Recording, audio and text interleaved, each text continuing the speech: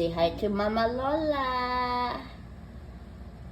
Charlie. Ito, binigyan ko siya ng pagkain. Nakalahati niya.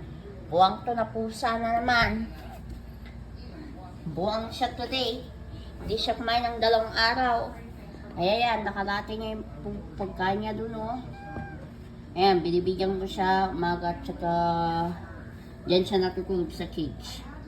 For now, because ayaw niyang lumabas ng sofa. Kinuha ko siya, muntik na niya akong kinagat, pero sabi ko ka, Charlie, you have to eat. Kasi hindi pwede yung masusunod ka. Para malagaan kita na maayos. Sabi ko, ayun. Kinain niya yun, oh. Kalati na niya, oh. Takaw niya. Kasi 2 araw, since last night,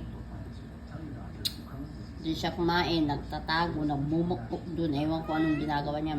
May galit siya dito sa 3 nito. Plus yung isang kapatid niya pa, si Sisi. Ayan.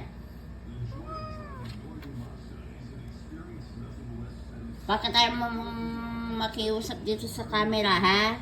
Say hi to Mama Lola mo. Minom ka ng tubig, oh. Ayan, oh. Binigyan kita ng tubig. Tsaka pagkain mo dyan, pag nauuhaw ka, buwang ka na pusa. 2 araw ka na hindi kumakain na naman. Sila ulong pusa ka talaga. Charlie. Charlie Putput. Ayan yung mukha niya, oh. Laki, oh. Ayan, laki ng cage niya, oh. At least nakakatulong tong cage ni Thunder kasi dyan siya kumakain. Hindi siya gugulpihin ni Gucci tsaka ni Hunter. Ayan. Sige, kain, Charlie. Ayan, o. Nandito lang siya nakahiga. Binibigyan ko siya. Sabi ko, kumain ka pa ng marami kasi hindi siya kumain 2 days roll already. O 3 araw. Buwang to na po sa pag nandito. Ayaw kumain. Pinaprioritize niya yung galit niya. Ito yung sister niya, o.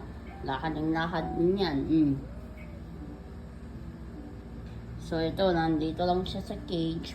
Sabi ko sa kanya, kumain ka ng marami. Na, sasabihin na naman ng nanang mo, ang pait-pait mo. Sinabi ko sa kanya na, kumain siya ng marami para hindi siya kawawa. Dadagdagan ko na lang yung pagkain niya pag naubos. No! Charlie Putput!